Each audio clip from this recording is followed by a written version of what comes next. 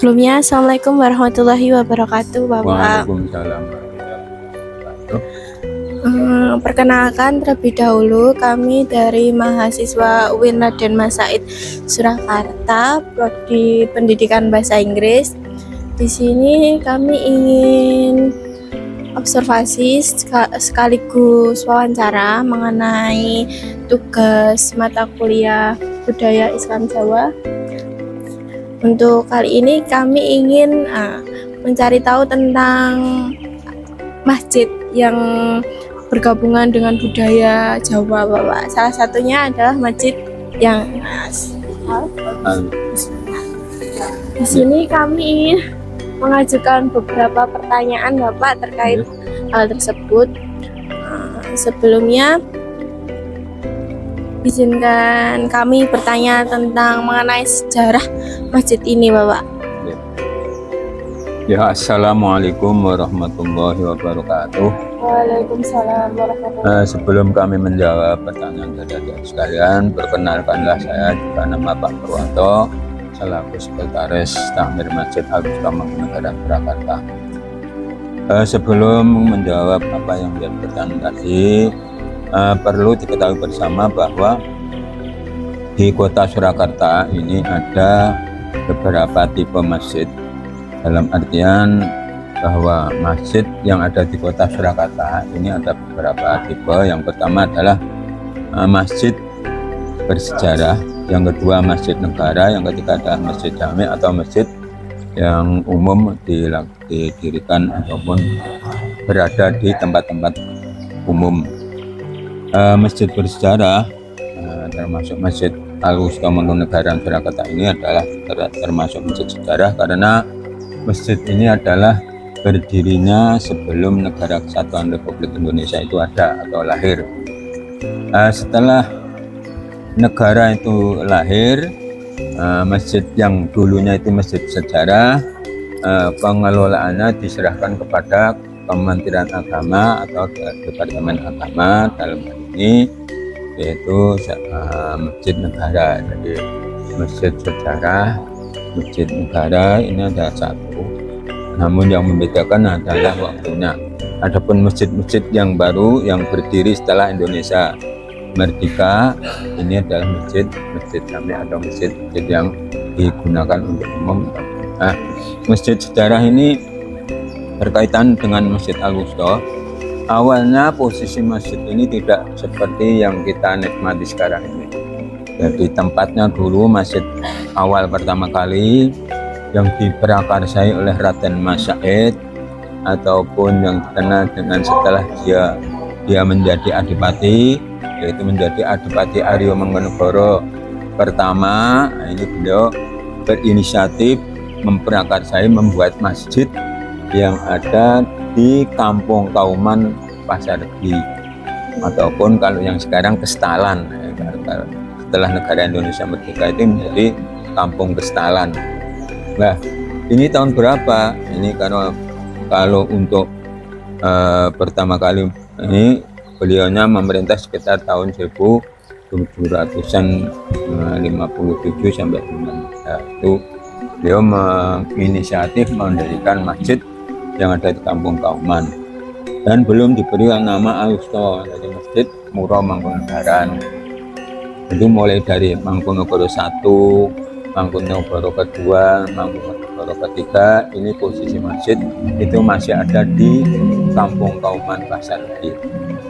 Baru setelah ada wisuda ataupun pergantian kepemimpinan Kadipaten, yaitu Adipati Aryo Mangkunegara yang keempat diangkat menjadi adipati yang keempat, beliau berinisiatif untuk memindahkan masjid yang ada di Kampung Kauman itu di dekat dengan Astana Mangkunegaran. Yang dimaksud apa? Satu, itu untuk memudahkan beliau ke masjid. Yang kedua, juga bisa untuk mengontrol para abdi dalam atau sentonan dalam yang melaksanakan ibadah di masjid itu. Ini bila akhirnya tahun 1828 masjid yang ada di Kampung Kauman itu dipindah yang tempat seperti sekarang ini, yang kurang lebih jumlahnya ini luas tanahnya kurang lebih 4.200 sampai 4.500 meter persegi. Nah, setelah beliau berinisiatif, terus masjid itu aktivitasnya di yang tempat sekarang ini, itu tapi belum ada serambi, belum ada menara, juga belum ada, masih bangunan induk masjid yang lama yang dipindahkan dari Kampung Kauman ini yang relatif agak kecil. Tetapi setelah berkembangnya waktu, mulai dari Mangkunegara 4, Mangkunegara 5, Mangkunegara 6, ini juga posisi belum seperti sekarang yang kita nikmati sekarang. Nah, baru sekitar tahun 1917-an ataupun 1919-an, ini juga pergantian Adipati Arya Mangkunegara yang ke-6 ke Mangkunegara yang ke-7, yaitu sekitar tahun 1915 sampai. Nah, ini juga beliau juga berinisiatif untuk mengembangkan dan merenovasi masjid ini dibesarkan karena jamaahnya semakin banyak. Akhirnya beliau berinisiatif untuk mengembangkan masjid ini dengan menggandeng seorang arsitek dari negeri Belanda yang namanya Thomas Hermansen. Ini sekitar tahun 1923, 21 sampai 26.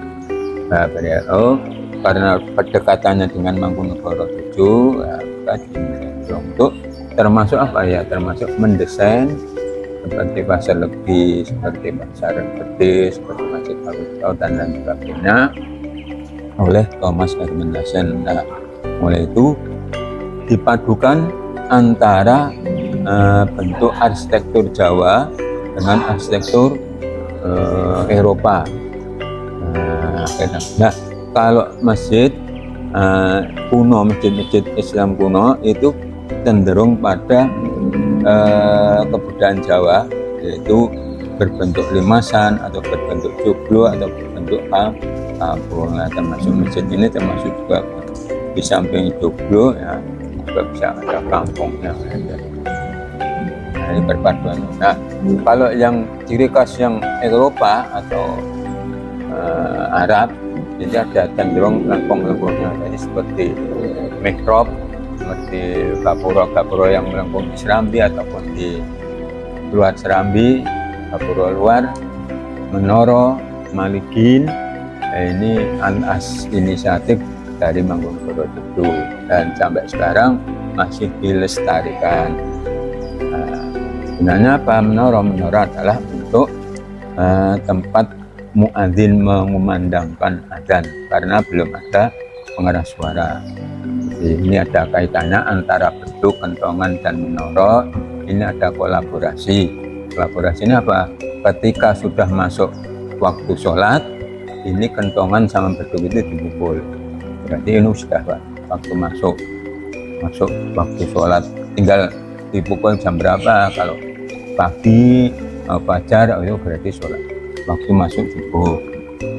Siang, zuhur, sore, asar, surup itu maghrib, dan malam isya. Ya, setelah kentongan dipukul, beduk dipukul, muadzin itu naik ke menara mengumandangkan adzan, memanggil orang untuk sholat. Jadi karena belum ada pengeras suara, itu sekitar tahun mulai itu. Karena masjid ini, menara ini dibangun mulai tahun 1923, selesai 1926. Nah, menara Maligin sama yang lainnya ini. Nah, jadi dulu itu kalau adzan naik ke menara, biar apa? Suaranya bisa didengar di kampung ini. Dan orangnya 4, memang ada yang menghadap ke mata angin utara selatan, biar nanti yang suara anak yang jamaah di sebelah barat masjid dengar, sebelah utara masjid dengar, sebelah selatan masjid dengar, sebelah timur utara dengar. Nah, ini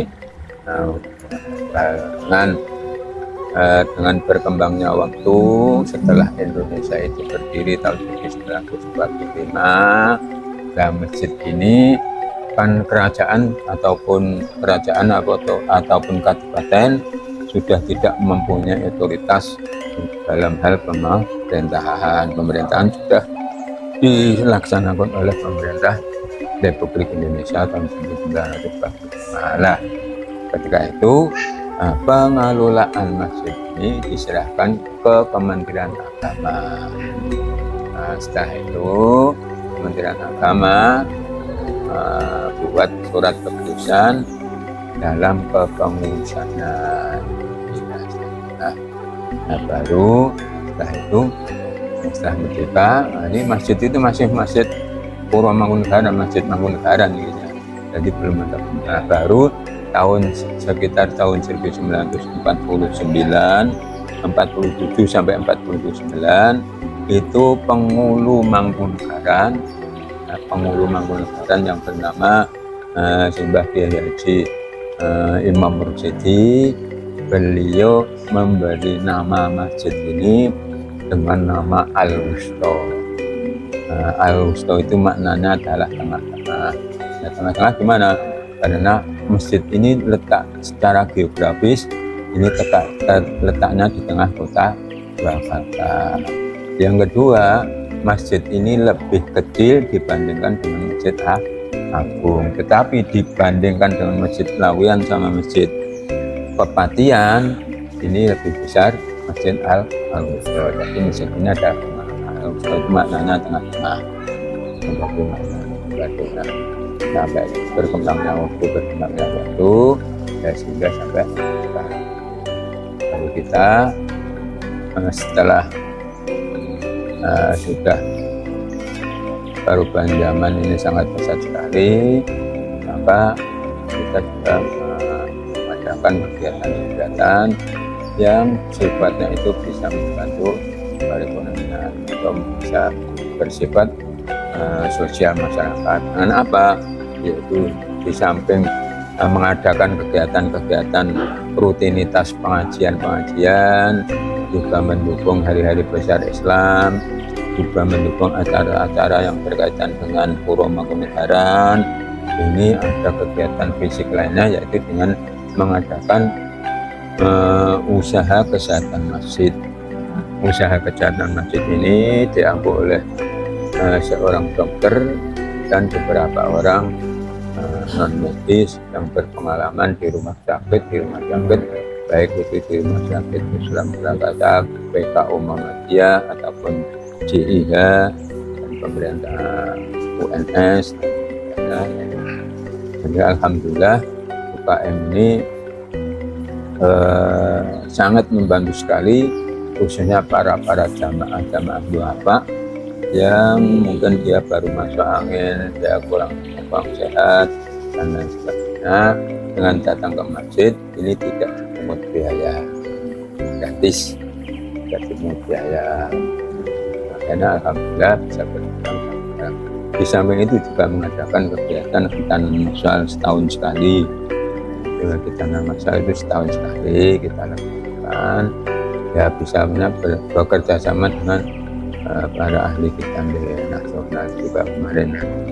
Yang kedua, fungsi daripada menara tadi sudah saya sampaikan. Nah, sekarang posisi yang ada di selatan ini apa namanya Malikin. Malikin ini menyerupai menara tetapi pendek. Ini gunanya ada untuk pelaksanaan khitanan massal pada waktu itu.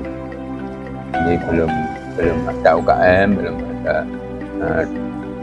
tempat-tempat khusus. Nah, akhirnya kalau khitanan massal, para putra di dalam yang khitan itu, khitannya di Malikin itu, terus menunggunya di Serambi Masjid.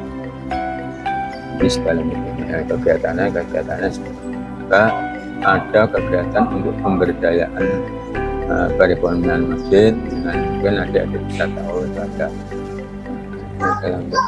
untuk menggiatkan ekonomi kerakyatan, terutama pada jamaah. Mungkin itu yang mungkin bisa ditambahkan nanti kita. Terima kasih Bapak atas penjelasan yang lengkap sekali. Izin bertanya, apakah budaya seperti memukul beduk itu masih berjalan sampai sekarang, Cik? Alhamdulillah ya, kalau pukul beduk ini untuk sementara kan karena ini ya, walaupun ketika kelihatannya hanya memukul beduk dan kentongan, itu ada iramanya, ritmenya ada. Tapi orang-orangnya sudah sepuh-sepuh dulu berganti-gantian, ini belum ada yang menggantikannya. Jadi hanya mungkin ketika hari Jumat saja kalau dipukul. Nah, mukulnya ini pakai irama, pakai intonasi dan tidak hanya sekedar mukul seperti drum band, ya, sama saja seperti mukul drum band ini sudah pakai irama. Lah masjid ini sementara ini belum ada yang cuma hari Jumat biasanya kita mukul. Untuk Ya, tadi kaitannya dengan budaya, kita juga selaras serasi dengan kegiatan yang dilakukan Puro Mangkunegaran, karena ini Puro Mangkunegaran ini ada masjidnya, baik tanahnya itu adalah milik beliau.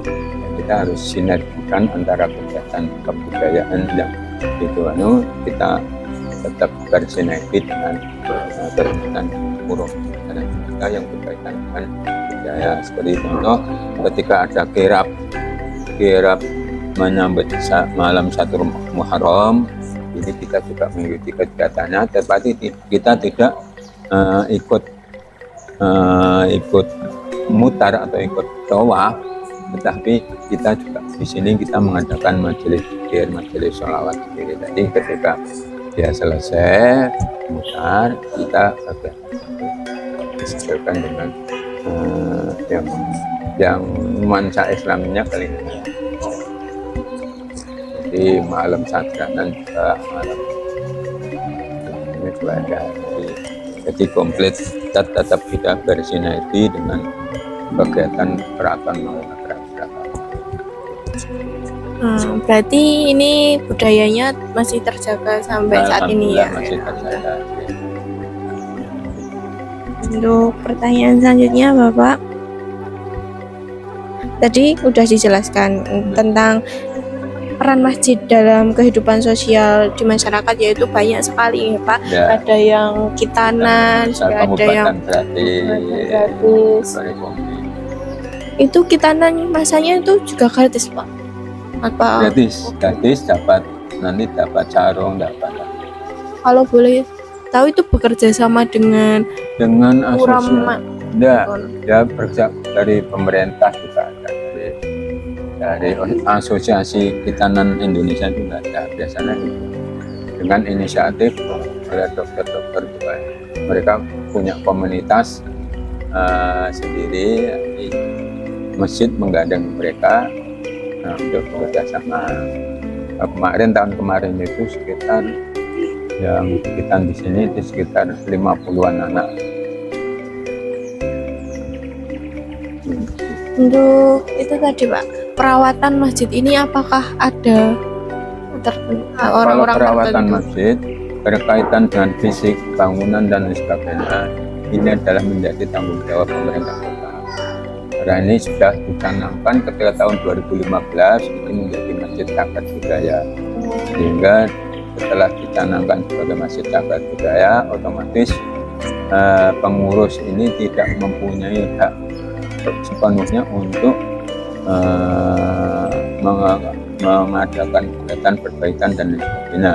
Kita harus melapor dulu ke BPDB, melapor dulu ke pemerintah kota, dan nanti mereka yang akan mengeksekusi. Contoh kemarin ketika ada renovasi penggantian atap, langit-langit dan atap, nah ini adalah hak sepenuhnya dari pemerintah kota. Nah, kita pengurus-pengurus tidak bisa punya. Karena apa? Karena di cagar budaya ini kita tidak boleh merubah dan menambah atau mengurangi bangunan yang sudah ada. Nanti kalau kita mengurangi atau menambah, ini karena ada pasal yang akan memberatkan bagi takmir itu, karena ini di masjid ini sudah dicanangkan sebagai masjid cagar budaya. Oke. Tuh. Dan yang terakhir baru kemarin tanggal 27 Desember tahun 2022, masjid ini juga dicanangkan sebagai masjid rumah ibadah ramah anak atau masjid ramah anak oleh Pak Wakil Wali Kota. Karena apa? Di sini dikatakan ramah anak, satu, potensi untuk anak-anak ini banyak sekali, ada beberapa pendidikan di situ, kegiatan anak-anak itu mesti ke masjid, seperti sebelah utara SD Muhammadiyah, SMA Muhammadiyah, di sebelah utara selatan juga ada SD Ketelan, dan di situ juga ada TK. Ini kan masjid ini untuk layak anak, karena ramah anak. Nah, ramah anak ini juga dari masjid sendiri kita juga memilahkan mainan outdoornya ini disesuaikan dengan kapasitasnya. Kalau yang di sebelah pagar itu miliknya TK itu kan mainannya itu disesuaikan dengan kekuatan anak-anak, bobotnya anak-anak. Jadi kalau nanti anak D ataupun SMP mau naik sana kan dapat ya, masjid setelah ada ramah anak itu kemarin kita buatkan di luar, ini yang kekuatannya lebih teruji lagi, lebih baik anak-anak atau dewasa, bahkan orang tua pun kuat untuk itu. Untuk mohon maaf, untuk takmir atau pengurus masjid ini itu apakah berasal dari Pura Mangkunegaran atau masyarakat sekitar? Kalau pengurusan masjid ini berdasarkan formatur. Formaturnya apa? Ya dari Pura Mangkunegaran, pemerintah kota, termasuk dari kecamatan, dari Kemenak. Ini mereka mengadakan rapat formatur untuk membahas usulan-usulan kepengurusan dari Masjid Al-Aqsa yang kebetulan itu. Nah, yang mengeksekusi nanti adalah wali kota dengan diturunkan surat keputusan wali kota Jakarta. Itu tidak seperti masjid-masjid yang lain yang ada di masjid-masjid jami yang lain. Ini kepengurusannya mungkin intern. Kalau kita tidak, kita mengakomodir semua elemen, semua kelompok-kelompok dan lain sebagainya yang ada di Kota Surakarta, termasuk melibatkan aparatur pemerintah juga sebagai keamanannya, dan dari Babinsa, Kamtipma, polisi daerah, polisi kelurahan ataupun Polmas, Linmas, dan lain sebagainya. Dan kita tokoh mengakomodir dari budaya masyarakat yang notabene adalah dari beberapa orang yang sedang. Di samping itu, ketika ada keputusan mengenai hari raya Idul Fitri, hari raya Idul Adha, permulaan awal Ramadan, masjid ini adalah karena masjid negara, ini kita mengikuti aturan pemerintah. Jadi keputusan melaksanakan baik itu awal Ramadan, sholat Id, dan lain sebagainya, kita mengikuti keputusan pemerintah. Walaupun di tengah-tengah kepengurusan ini berbagai ada apa ya istilahnya, berbagai unsur organisasi yang berbeda, tetapi secara lembaga masjid ini tetap mengikuti keputusan pemerintah mutlak, jadi mutlak menurut keputusan pemerintah. Akan dan yang lain. Ada pertanyaan?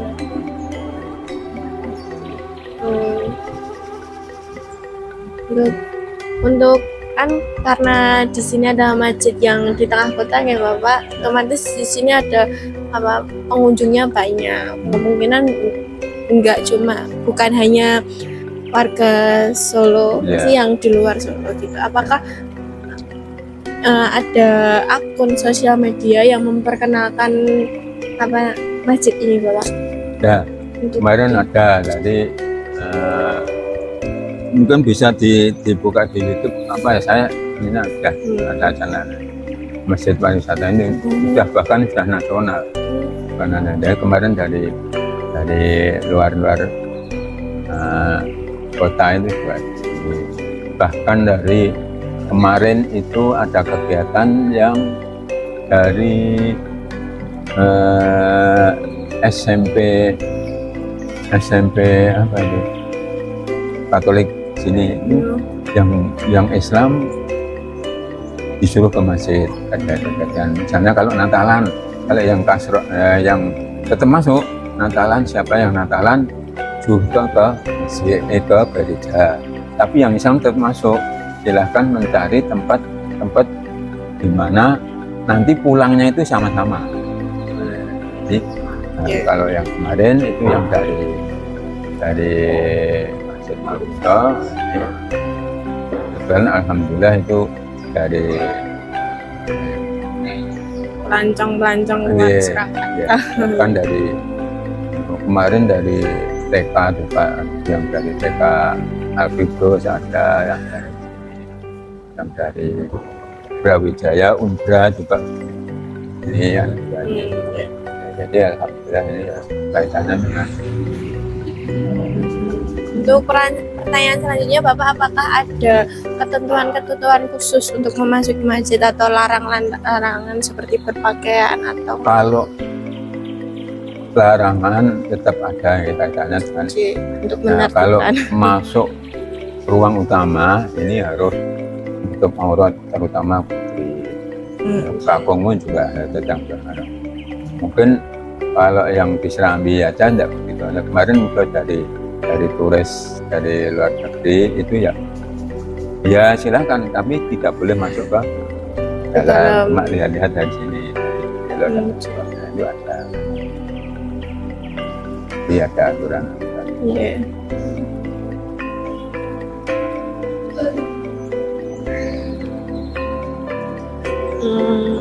Saya rasa cukup, Bapak. Terima kasih atas waktunya dan terima kasih atas penjelasannya. Kita banyak mendapat informasi tentang masjid ini. Semoga harapan kita juga masjid ini semoga bisa tetap terlestarikan, entah itu tradisi bahkan acara-acara keagamaan pun juga semakin ramai dan banyak.